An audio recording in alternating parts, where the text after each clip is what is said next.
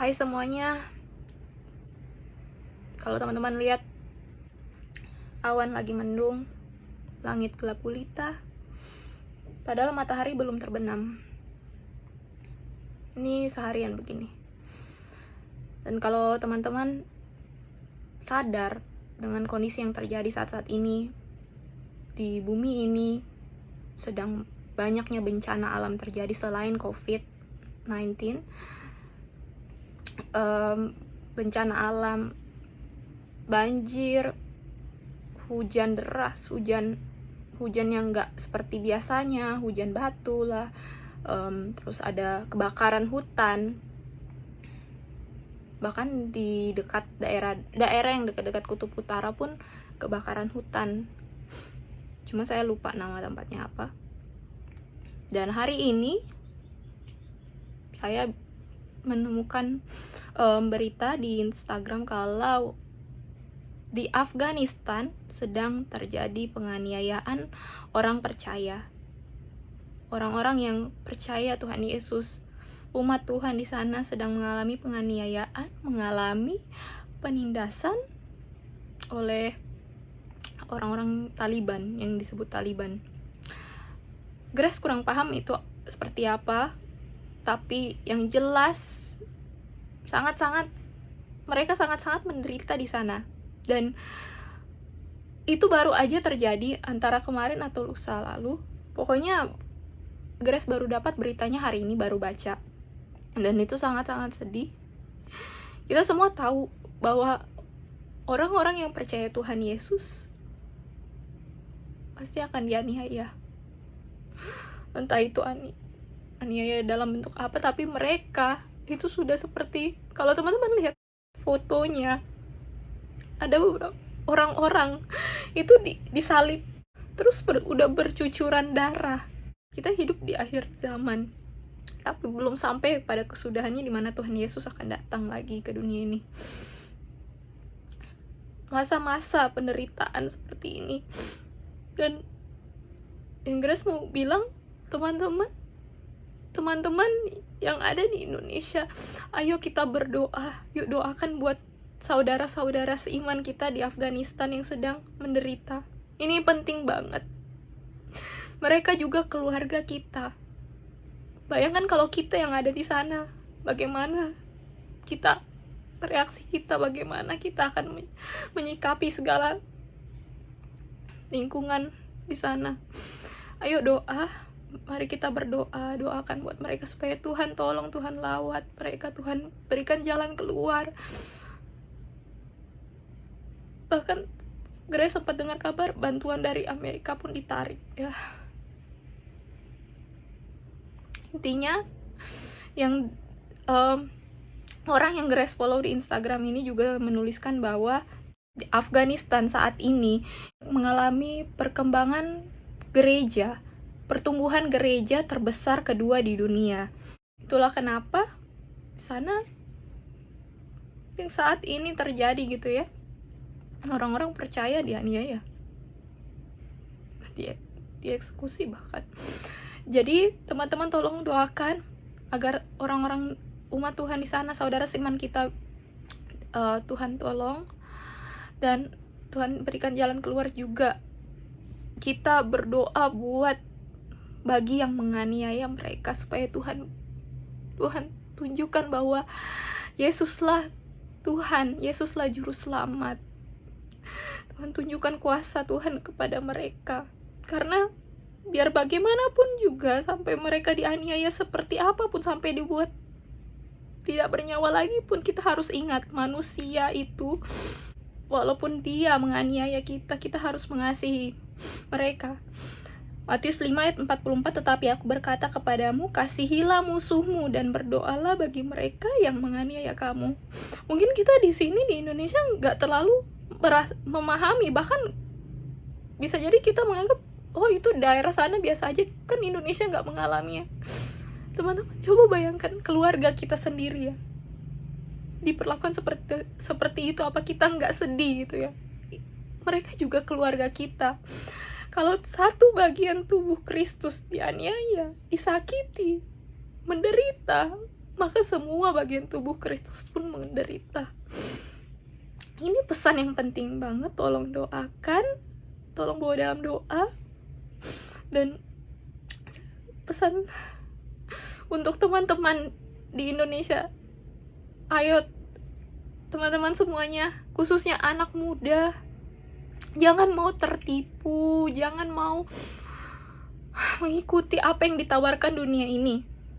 Kita tahu sekarang pandemi kan, dan banyak banget teman-teman yang fokusnya sudah di HP aja gitu loh.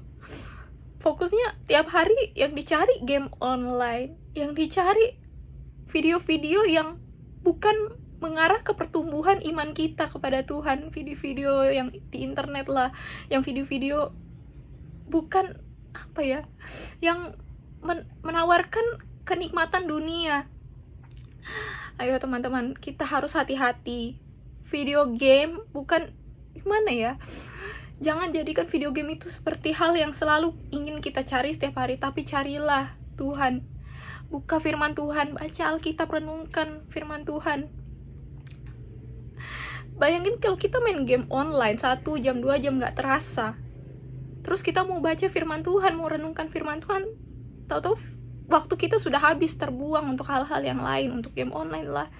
Jadi pergunakan waktu sebaik-baiknya. Letakkan prioritas hidup kita pada firman Tuhan, pada Tuhan, bukan pada game online.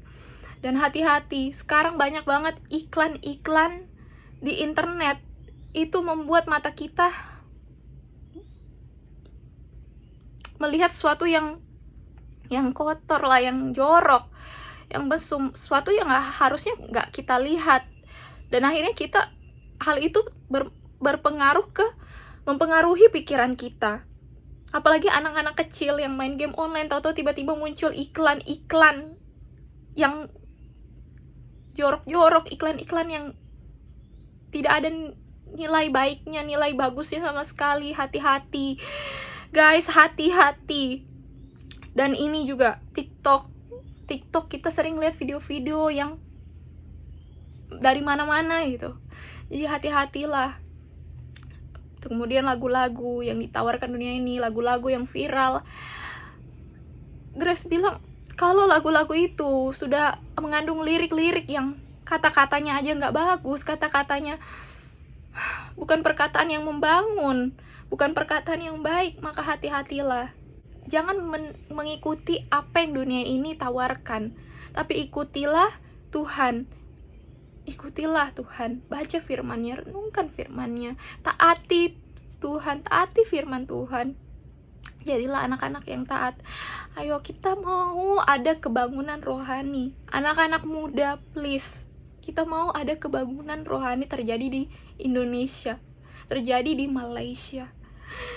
Saat ini, gimana ya, iblis menggunakan apa yang bisa digunakan untuk mempengaruhi banyak banget orang di bumi ini. Salah satunya internet. Dan kalau tadi saya bilang, orang yang saya follow itu di Instagram ya, berkata bahwa Afghanistan salah satu mengalami pertumbuhan gereja terbesar saat ini ya di dunia. Dan itu karena iblis tahu dan dia mau menganiaya, dia mau membuat orang-orang di sana itu yang percaya Tuhan Yesus menderita. Bahkan kalaupun bilang mau membuat mereka tidak bernyawa, membuat mereka mati pun ya. Itulah kerja iblis. Jadi musuh kita yang sebenarnya ialah setan-setan, iblis, roh-roh jahat yang menguasai orang-orang, manusia-manusia yang bisa dikuasai oleh mereka yang tidak taat pada Tuhan, yang tidak beriman pada Tuhan Yesus, yang menganggap kalau membunuh sesama manusia itu adalah hal yang benar. Kalau Grace tanya, emang adakah agama di dunia ini yang mengajarkan kalau membunuh sesama manusia itu adalah ibadah? Enggak kan? Enggak. Lantas kenapa mereka mau membunuh sesama manusia di sana? Ya karena pengaruh iblis, pengaruh roh-roh jahat itu. Karena mereka gak suka lihat pertumbuhan orang-orang yang percaya Tuhan Yesus. pertumbuhan iman. Semakin mereka nggak suka melihat banyaknya jiwa yang terselamatkan. Ini Grace kasih tahu, saat-saat ini lawatan Tuhan terjadi di banyak daerah. Pelepasan dari kuasa roh jahat terjadi di Indonesia. Kalau teman-teman nggak percaya, silakan lihat di YouTube. Banyak hamba-hamba Tuhan yang Tuhan pakai untuk melepaskan kuasa-kuasa roh jahat. Juga mujizat kesembuhan terjadi banyak yang sedang viral. Hamba Tuhan di Indonesia ada, teman-teman cari, dapat. Jadi sekarang banyak banget jiwa-jiwa yang Tuhan lawat, dan banyak jiwa-jiwa yang terselamatkan karena kebangunan rohani yang terjadi. Indonesia, juga di Amerika pelepasan dari kuasa-kuasa roh jahat juga terjadi. Karena itulah si iblis ini, mereka nggak mau terima, mereka mencari daerah mana di belahan dunia ini yang mereka bisa aniaya, eksekusi orang-orang yang mengikut Yesus. Dan sekarang terjadi di Afghanistan. Kalau teman-teman di Indonesia masih aja kayak, oh iya itu mereka, bukan di Indonesia. Teman-teman sadar, wake up, bangun. Mungkin itu belum terjadi ke kita, tapi bayangkan, itu mereka yang di sana juga keluarga kita. Kita satu dalam tubuh Kristus. Dan bayangkan juga bagaimana kalau seandainya itu terjadi di keturunan generasi kita selanjutnya. Kalau kitanya aja nggak berubah dari sekarang, kalau kitanya aja nggak berubah jadi anak yang taat kepada Tuhan, anak yang mau rela, Tuhan aku rela meninggalkan apa yang ditawarkan dunia ini untuk mengikut Tuhan Yesus. Kalau kita nggak jadi demikian, tidak seperti demikian, tidak mau mentaati firman Tuhan, maka bagaimana dengan generasi kita selanjutnya? Habis, hancur. Karena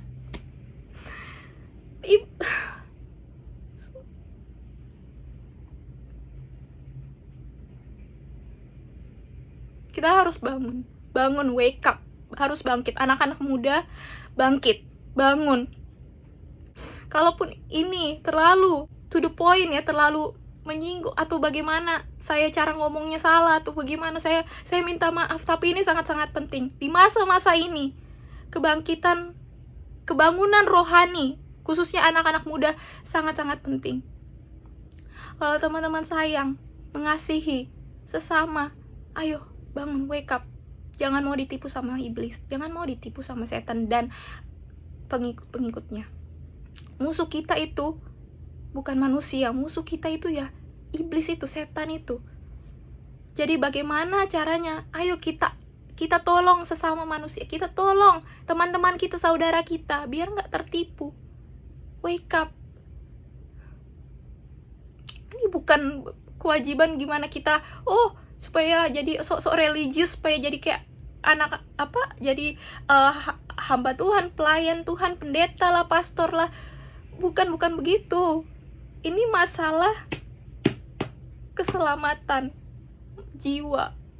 Ini masalah bagaimana hidup kita nanti akhirnya. Apakah kita setelah selesai dunia ini akan pergi ke Taman Firdaus, atau ke sorga, atau pergi ke bawah, ke neraka. Dan teman-teman bayangkan, kalau sudah di neraka maka nggak akan ada lagi pertolongan dari Tuhan.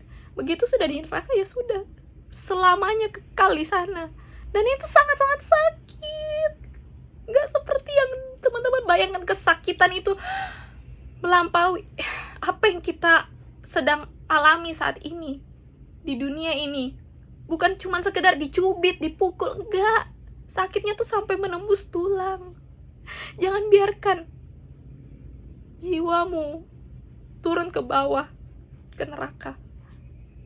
Ikutlah Tuhan, sungguh-sungguh taatilah Dia, sungguh-sungguh taati firman Tuhan, sungguh-sungguh. Jadilah anak-anak yang betul-betul takut akan Tuhan, yang betul-betul taat pada Tuhan. Yuk bangun generasi muda, bangun, wake up. Kalau gini, saya mau ngajak teman-teman, jadilah garam dan terang di lingkungan dimanapun kalian berada. Jadilah garam dan terang, baik itu offline maupun online, di internet, di medsos. Jadilah garam dan terang.